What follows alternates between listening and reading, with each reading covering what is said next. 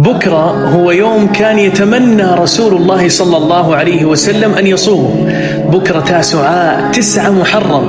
النبي عليه الصلاة والسلام لما صام عاشوراء ثم علم أن اليهود يصومون هذا اليوم، فقال عليه الصلاة والسلام: لأن بقيت إلى قابل، يعني لو بقيت للسنة القادمة لأصومن 9 و10.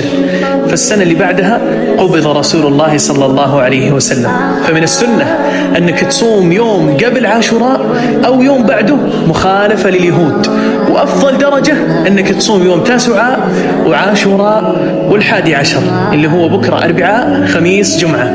وإذا ما قدرت أرجوك لا يفوتك صيام يوم الخميس اللي هو يوم عاشوراء. يقول عليه الصلاة والسلام: أحتسب على الله أن يكفر السنة الماضية، كل ذنوبك الصغائر اللي سويتها في سنة 1447 يغفرها الله عز وجل لك ويمحيها بالكامل بصيام 14-15 ساعة.